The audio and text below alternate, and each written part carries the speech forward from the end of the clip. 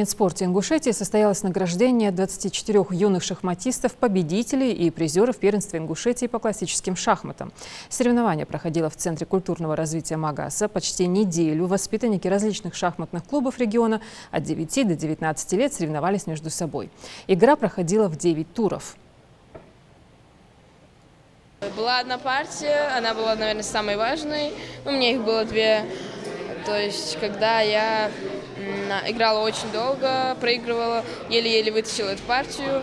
Меня все ждали, то есть, пока я закончу. Потом вот смотрите, то есть прошло 8 туров, всего их было 9. Я за тур обеспечила себе первое место. То есть я могла проигрывать, ничью делать, выигрывать, а все на первое. Вообще я должна была играть среди девочек, но мы решили, что я буду играть среди мальчиков. И поэтому я играла среди мальчиков до 17 лет. Я проиграла одну партию и одну сыграла в ничью. Остальные все выиграла.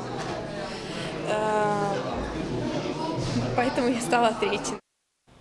Первенство Ингушетии по шахматам – соревнование ежегодное. Его цель – отобрать более сильных ребят на первенство СКФО. Оно должно пройти в городе Буденновск с 1 по 10 ноября. Получившие первые 4 места на СКФО покажут себя уже на первенстве России. Дети, да, у нас способны, у нас уже есть и призеры таких первенств СКФО. Есть ребята, которые удачно до медали не добирались, но на первенстве России достойно очень выступали. И в этом году мы ждем медали обязательно. Какие они будут, это уже надо работать с ними.